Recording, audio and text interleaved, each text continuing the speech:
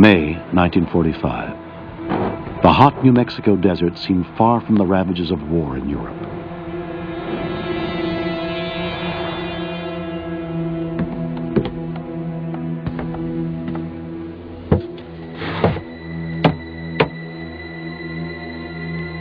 "100 tons of TNT, a rehearsal to scale and calibrate the power of an untested atomic weapon."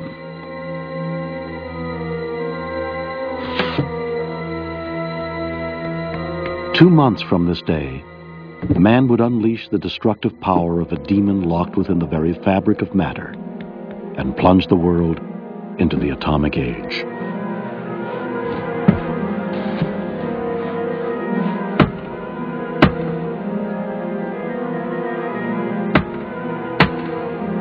For the next 20 years, testing the power of the atomic bomb would hold the world captive by events shrouded in secrecy.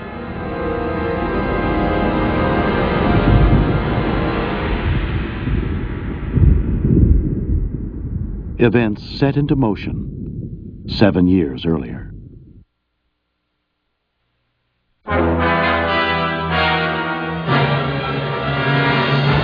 March 1938. Hitler invades Austria. The Third Reich begins to flex its military muscle.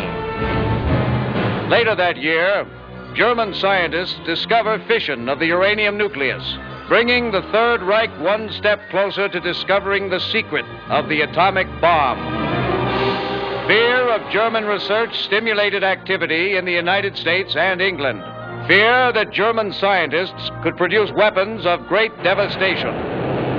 In the fall of 1939, Dr. Albert Einstein wrote his now famous letter to President Roosevelt, explaining the urgency of work on uranium fission. Roosevelt, a man of action, moved swiftly. An advisory committee on uranium was appointed.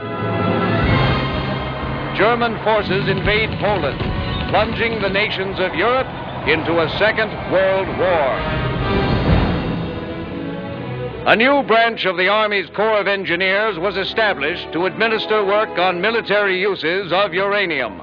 Major General Leslie R. Groves, the man responsible for the Pentagon, was placed in charge of the project. On December 2nd, the first self-sustaining chain-reacting pile was successfully operated by Enrico Fermi.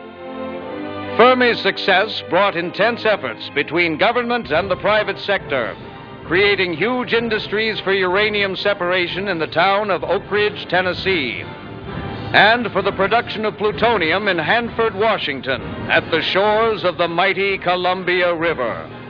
This tremendous effort forged the materials necessary for creating an atomic bomb. The first atomic bomb was assembled at Los Alamos, a secret laboratory in New Mexico. When Dr. J.R. Oppenheimer arrived to take charge, he began to surround himself with a galaxy of outstanding scientific stars. From Los Alamos came the bomb design and treatment of many theoretical problems. Yet many questions still remain unanswered. What are the secrets of this new source of power and destruction? Knowledge and information on all aspects of this new weapon are essential and can only be discovered by further testing. I had a very good friend, a Hungarian, 10 years older than I, Teocilat. He had a very independent mind and a great feeling what is coming. He saw years ahead that nuclear explosives would become important. He was a friend, and I helped him. For instance, I drove him to an important interview with Einstein, where Einstein wrote a famous letter to Roosevelt that started things going. I myself was interested in theoretical physics, in explaining atoms, molecular vibrations, knowledge and more knowledge. I didn't want to do it. But then, Hitler not only swallowed up half of Poland, he invaded the West.